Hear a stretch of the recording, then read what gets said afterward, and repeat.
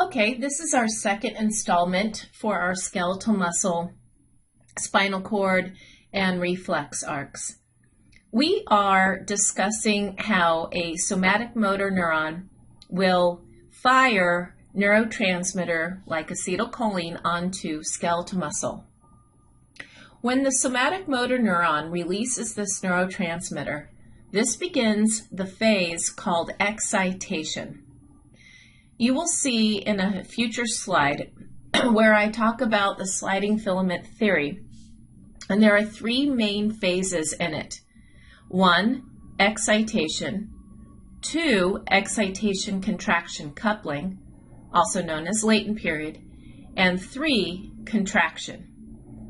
So when the somatic motor neuron has an action potential that reaches the terminal bouton and leads to the release of acetylcholine into the synaptic cleft of the neuromuscular junction, this begins the excitation phase. In the subneural clefts, as you might recall from our previous installment, at the top we have nicotinic acetylcholine receptors that are the most abundant, shown here in my little picture. Don't forget there are also muscarinic acetylcholine receptors, just not in great quantity. And at the bottom of the subneural cleft, we have sodium voltage-gated channels. These receptors for the acetylcholine, it doesn't matter if it's nicotinic or muscarinic, they're embedded in the skeletal muscle cell membrane. The membrane plus these receptors is called the motor end plate. So if we have the acetylcholine released into the synaptic cleft of the neuromuscular junction, this acetylcholine is going to bind to predominantly the nicotinic acetylcholine receptors, which are ionotropic. This means sodium is going to have greater permeability and enter the cytoplasm. This will depolarize the skeletal muscle cell, getting it closer to threshold.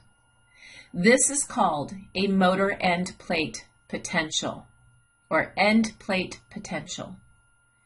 If it depolarizes enough and reaches threshold, then the sodium voltage-gated channels that are found deeper in the subneural cleft will then open and will get even greater sodium permeability.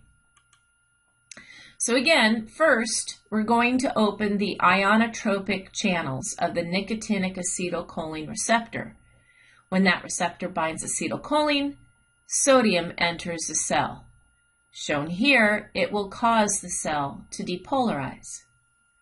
And on my picture now, you're seeing some of these nicotinic acetylcholine receptors have opened, and they're allowing this greater permeability.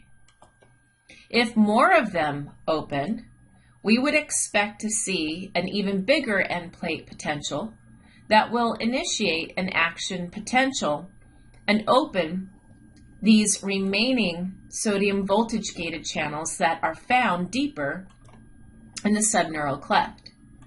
And that would look like this. So here we see our depolarization reaching threshold. We get the action potential, and over here you can see that not only are the acetylcholine receptors open and allowing greater sodium permeability, but also the sodium voltage-gated channels have opened as well. Again, all of this is the excitation phase. So what will terminate this process? Well, what terminates the action potential is when the potassium voltage-gated channels have more control of the skeletal muscle membrane permeability. We get potassium leaving the cell, and then the cell will return back to its membrane potential, resting membrane potential. It also will terminate, meaning the entire process will terminate, when the acetylcholinesterase is going to cleave the acetylcholine. So both those things need to happen. We need to repolarize the cell. We need the cell to stop being stimulated by the acetylcholine. And there are other things that also need to happen in order for the skeletal muscle cell to stop having an action potential, which in turn means stop contracting. So more of this answer to be continued in a later slide. So that action potential is now going to travel down this portion of the sarcoplasmic, the cell membrane of the skeletal muscle. And this T-tubule is an invagination of the cell membrane. Very close by is the terminal cisternae of the sarcoplasmic reticulum. So this is very close by. So this is terminal cisternae and T-tubule, and on the other side would also be a terminal cisternae. And that's 3 T's next to each other. We call that a triad. So the action potential is going to travel down the T-tubule. It's going to cause calcium voltage-gated channels to open, shown here. Calcium is going to come out of the sarcoplasmic reticulum and bind to the regulatory proteins that are around actin. It's going to bind to troponin, and this in turn will move tropomyosin to expose actin. So this part right now is our action potential coming down the T-tubule. Here's our action potential. This is still excitation. Now we have calcium liberated. And the calcium is going to bind to the troponin and cause a conformation change. In order for the skeletal muscle to stop contracting, one of the components we need is this calcium ATPase to resequester the calcium back into the terminal cisternae. So this brings us to another part of the sliding filament theory called excitation-contraction coupling, also known as latent period. This excitation-contraction coupling begins when we have the voltage-gated calcium channels opening. That's when it begins. It takes time for calcium to come out of those voltage-gated channels, diffuse through the cytoplasm, bind to troponin, and remove the inhibition of tropomyosin. So again, it begins once the calcium voltage-gated channels open and we have calcium released. It ends, this phase ends once actin is exposed. So once the calcium binds to troponin and removes the inhibition of tropomyosin, once actin is exposed, that marks a different phase called contraction. So again, excitation-contraction coupling. Here in this picture, you can see the invaginations of the skeletal muscle membrane, also known as the sarcolemma. This is a T-tubule. Shown here in yellow is the sarcoplasmic reticulum, and there are swollen endings of it called terminal cisternae. So a terminal cisternae, T-tubule, and another terminal cisternae that's called a triad. So these T-tubules, they penetrate deep within the fiber and they allow the action potential to travel deep into the cell. That is still part of excitation. When the action potential hits the terminal cisternae and T-tubule junction known as the triad, this opens the calcium voltage-gated channels. As soon as those open, that marks the beginning of excitation-contraction coupling. Its name tells you, I am coupling excitation. We clearly need an action potential to open calcium voltage-gated channels. We need calcium for contraction, but we're kind of in an in-between phase of those two because it takes time to liberate calcium from the sarcoplasmic reticulum, have it diffuse through the cytoplasm, and bind to troponin and remove the inhibition of tropomyosin. Here is another picture of all of the events, and I've also listed all of the excitation and excitation-contraction coupling. Again, excitation is the action potential. Once the calcium voltage-gated channels are opened and calcium is released now, once they're open and we get calcium movement, the calcium movement marks the beginning of excitation-contraction coupling. It's all about mobilizing the calcium. It's going to take time for it to diffuse through the cytoplasm and bind to troponin, and then shift the tropomyosin. Once actin is exposed, we're going to have the beginning of contraction. Now the myosin heads can bind with actin and power stroke. They're going to power stroke because they have already hydrolyzed ATP and they are in a cocked position. The myosin heads will bind to a new ATP in order to disconnect from the actin. They will hydrolyze it in order to recock again. And as long as actin is exposed, this process will occur over and over again. This is a very handy picture to go over for all of these three phases of the sliding filament theory.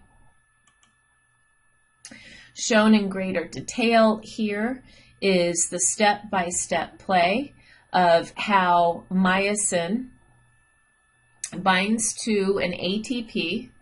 So it binds to an ATP, and then it's going to hydrolyze the ATP, shown here in step 4. This will now put the myosin head into a cocked position, a high energy position. Notice that it still has ADP and inorganic phosphate still bound. This yellow molecule here represents troponin, and the orange bands represent tropomyosin, and then the blue globs represent actin.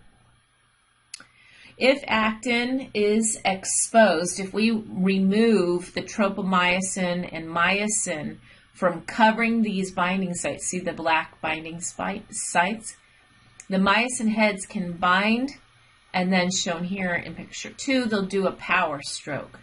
And as they stroke and pull the actin filaments towards the center of the sarcomere, it releases the ADP and inorganic phosphate. A new ATP molecule is required in order for the myosin head to let go of actin. As long as those actin sites are exposed, shown here with the black dots, this process can repeat over and over again. So again, here is another view of the sliding filament contraction phase. We have the middle of the sarcomere called the H zone. The H zone is this region here that is only thick filaments, the myosin filaments. We have the A band. The A band consists of the thick filaments, their entire length, plus overlapping thin filaments. That's the A band. Over here we have the I band, which straddles over 2 different sarcomeres, and it consists only of the thin myofilaments, just the actin, troponin, and tropomyosin.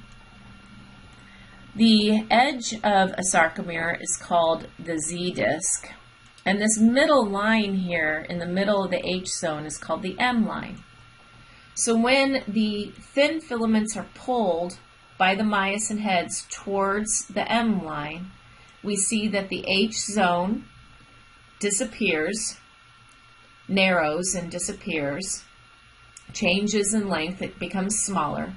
And the I band also pretty much disappears. I'm not showing you the other side, but we're pulling the Z discs closer to this M line. So the I band and the H zone change in length. For this last second installment, here are the requirements in order to get the muscle to relax. In order to relax, we need to stop the action potential. That means acetylcholinesterase has to degrade acetylcholine. We need the neuron to stop firing, because if it doesn't, it's going to keep releasing acetylcholine. So the neuron has to stop firing. We need the voltage-gated channels to finish their cycling. We need the sodium, then the potassium to reset everything. ATP needs to bind to myosin to let it disconnect from actin. And as you saw earlier, the calcium in the cytoplasm must be pumped back into the sarcoplasmic reticulum. That requires ATP. That's a primary active transporter.